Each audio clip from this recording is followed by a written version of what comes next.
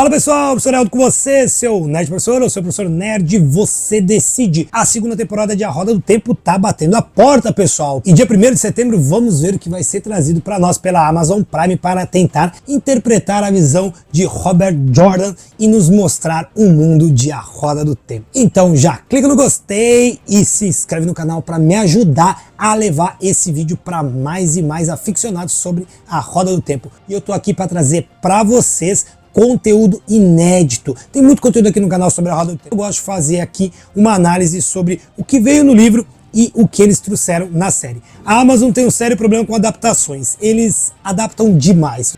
Eu não sei que vontade é essa que você tem de fazer merda, eu não vou entender isso. Sinceramente, eu não vejo problemas com algumas mudanças. Como, por exemplo, na Roda do Tempo, nós temos a Siouan Sanche ser negra. Sem problema nenhum. Agora, algumas outras coisas me irritam. Por exemplo, a Aiel lutando sem a máscara. Vou falar sobre isso depois. Quando começa a mexer com a cultura de uma coisa que foi tão grandemente construída, que foi tão focado, isso realmente me desconecta. A relação amorosa entre Moiraine e a Siouan Sanche pode parecer um tanto ruim em algum momento, mas depois pensando, não atrapalha o desenvolvimento. Mais tarde, Siouan vai ter um caso amoroso com um homem, mas isso não atrapalha em nada. Eu vi gente reclamando muito sobre isso, sobre essa questão. Eu não achei tão problemático assim. Eu acho mais problemático quando mexem com a cultura local dos povos, quando mexem com conceitos bem estabelecidos. Aí me irrita. Uma coisa que me irritou bastante foi a questão do Perrin, né? Que eles vão colocar, a gente vai ver aqui na primeira temporada o Perrin meio apaixonado pela Egwene, com uma questão assim, que são coisas que não precisava. Ele já tem o porquê dele lutar, o porquê dele batalhar, e mais tarde ele vai ter um relacionamento amoroso muito forte, então não tem o porquê trazer esse tipo de coisa. Minha opinião. Quero saber da sua opinião. Comenta aqui embaixo, me diz o que te desconecta de adaptações. Você lê os livros? Não lê os livros? Comenta aqui embaixo para mim. E agora vamos lá para o review dos episódios. Começando com o episódio 5, Sangue Pede Sangue. Começamos esse episódio vendo as consequências do ataque ao acampamento das Aes Sedai. Então a gente vê o enterro de Querene, nós vamos ver vários enterros, são vários corpos naquela cena icônica onde eles enterram os corpos em formato de círculo. É bem interessante ali e a gente vai ver muito de como funciona a ligação entre Guardião e sua Aes Sedai. Principalmente quando essa Aes Sedai morre antes do Guardião. Logen está amansado, porque no último episódio ele foi amansado ali quando ele tentou escapar, né? E nós vamos pular um mês. A gente tem um salto de um mês, onde nós vamos ver a caravana chegando finalmente a Tar Valon. Então são as Aes Sedai e a Nynaeve está ali com Moiraine e com o Lan, enquanto que os outros estão a caminho ainda. O que fica bem forte nesse primeiro momento é a tristeza, é a depressão que bate Stepan, que é o guardião da falecida Querene. Ele tá levando o anel dela de volta para a torre e ele tá realmente muito acabado. Vemos Mati bem abalado, ele tá bem indo pro lado negro e o Rand reconhece a montanha que está atrás de Tar Valon. Essa montanha é o Monte do Dragão, que vai ser ali onde o Rand nasceu. Pois é, Rand nasce ali e a gente vai ver mais pra frente o nascimento dele. E esse episódio também tem uma das coisas mais comuns em toda a série. Nynaeve sendo Nynaeve. Ela emburrece com todo mundo, ela briga com todo mundo, principalmente com a Moiraine. Calma. E uma das partes mais legais pra mim são os latoeiros. Eu adoro esse povo, eu acho eles muito legais. O caminho da folha, essa questão deles não utilizarem violência. E, gente, os latoeiros são muito importantes. E, olha só, o motivo do porquê eu fico muito irritado com a questão do véu do Zael. De novo, cara! É porque tem tudo a ver com isso aqui. Gente, o caminho da folha é muito importante.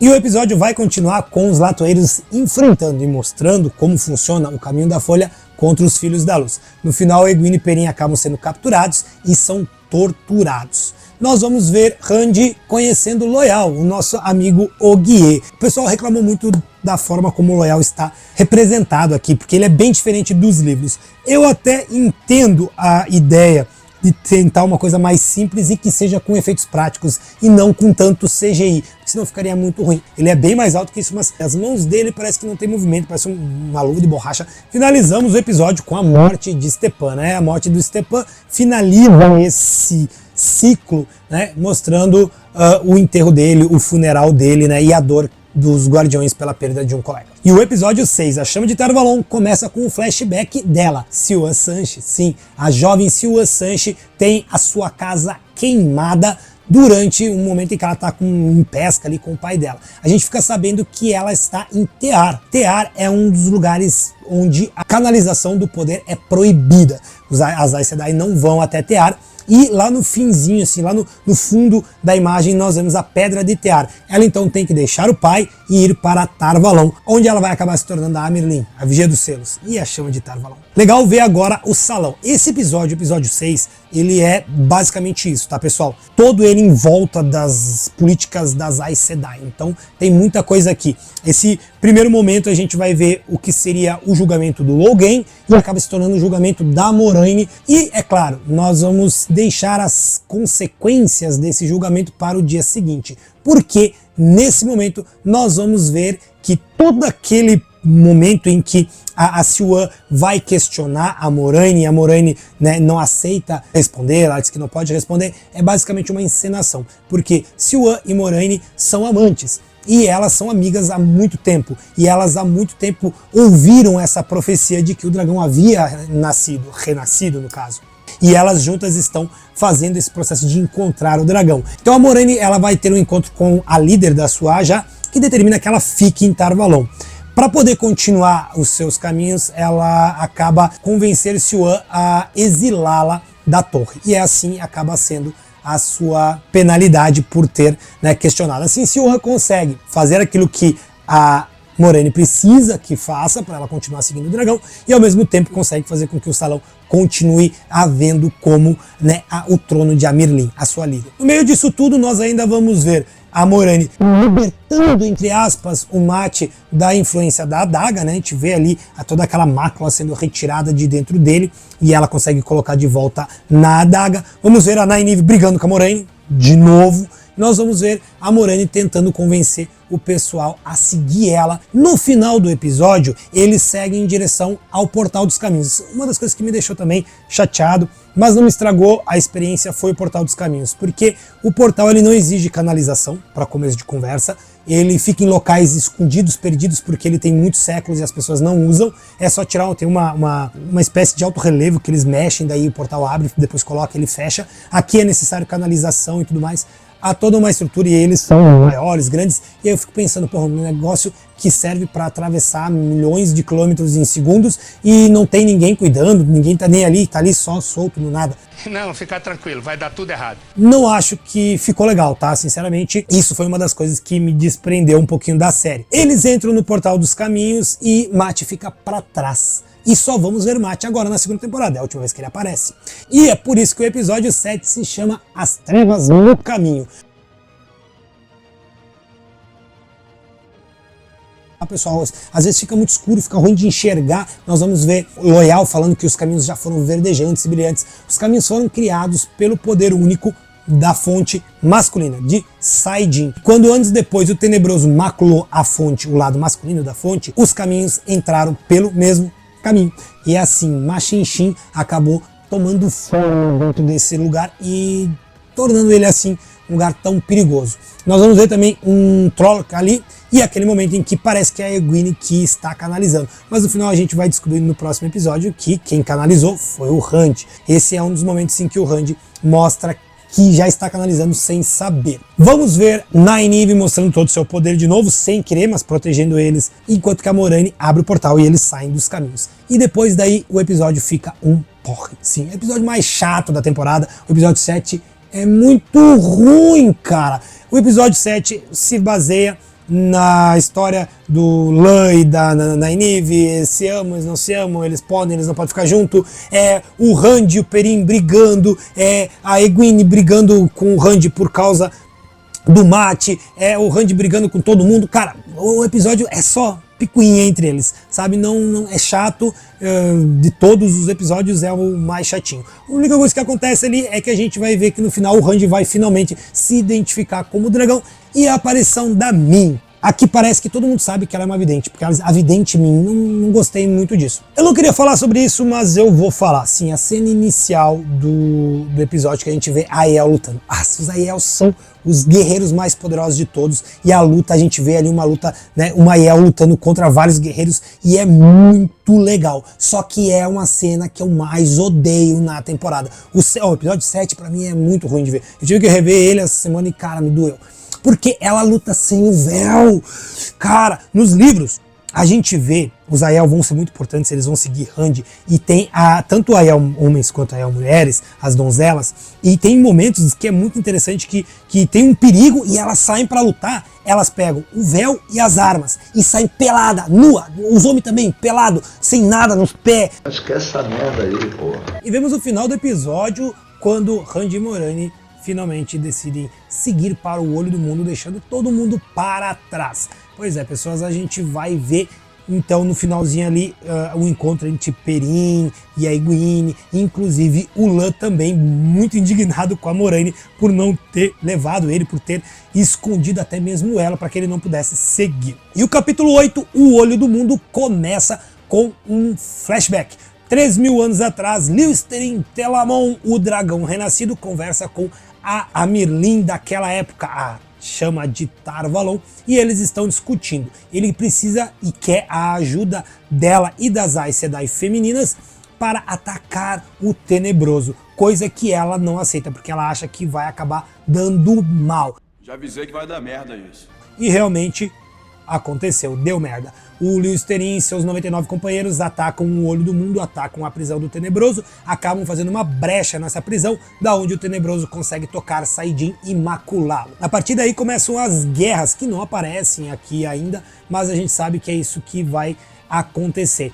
E nessas guerras vai culminar com os 13 abandonados sendo presos com o Tenebroso, na prisão do Tenebroso, e os 100 companheiros enlouquecendo e causando a ruptura do mundo. O que nós vemos é a Amyrlin falando para ele que ele vai colocar o mundo, atrasar o mundo em muitos séculos, e é exatamente isso que acontece. Nós vemos a imagem do mundo, a gente vê esse mundo de 3.000 anos atrás extremamente tecnológico, nós vemos ali carros voadores, nós vemos os muros todos tecnológicos, tem muita tecnologia que é utilizada junto com o poder, enquanto que no mundo atual, no presente, é um mundo praticamente medieval, e a gente sente isso lendo os livros. Os abandonados falam muito sobre o mundo antigo, quando eles estão soltos depois.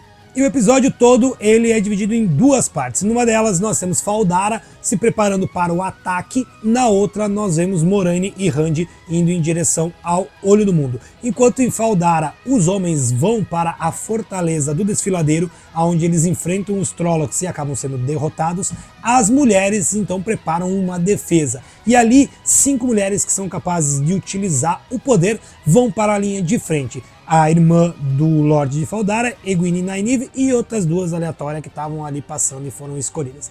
O ponto bom aqui é a forma como elas utilizam o poder. A gente vê a utilização do poder sendo levada a algum limite, os raios, a destruição do exército, e isso é legal. O ponto ruim é que nunca pessoas sem treinamento teriam conseguido atingir todo aquele poder, conseguido canalizar todo aquele poder, e a gente vê que a irmã do Lorde não era uma Aes Sedai. A Moiraine deixa isso bem dito. Mas fora isso, lá no castelo nós vemos o Perrin e o Loial, né, naquela situação, vou ajudar, não vou ajudar, e o Perrin não sabe se segue o caminho da folha, se não segue, ele acaba então ajudando a desenterrar a trombeta de Valeri, que seria muito importante, só que aparece Padan Fain em um desvanecido. Nesse momento eles então roubam a trombeta de Valeri da mão dos Faldaranos e de Perrin.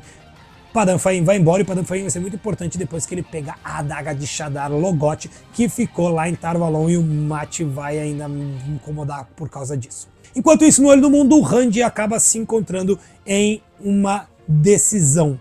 Ou ele vai para o lado das trevas e liberta Ishamael e os abandonados, sim, porque aquele cara lá não é o Tenebroso, ele é Ishamael, ou Baal Zamon, né, que seria um dos abandonados, o primeiro a se ficar livre. E ele não está totalmente livre nesse momento.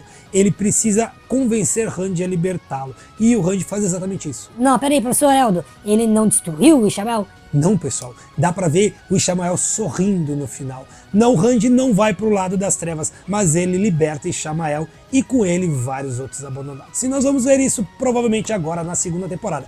Ishamael está na segunda temporada, a gente já viu no trailer, não sabemos dos outros. Ah, temos uma abandonada que sim, está já confirmada. Lanfer. Pois é, quer saber mais sobre ela? Tem vídeo aqui no canal, e aqui no canal tem um monte de vídeo sobre a Roda do Tempo. Inclusive a temporada começa agora dia 1º de setembro e vai ter vídeo episódio por episódio pra você. E esse é um dos canais que mais faz conteúdo sobre a Roda do Tempo e eu espero que você esteja gostando, então tem que estar inscrito aqui para saber quando vai sair o próximo. Se tem alguma coisa que você quer saber e que eu ainda não falei, escreve aqui embaixo nos comentários que eu vou trazer com toda certeza pra vocês.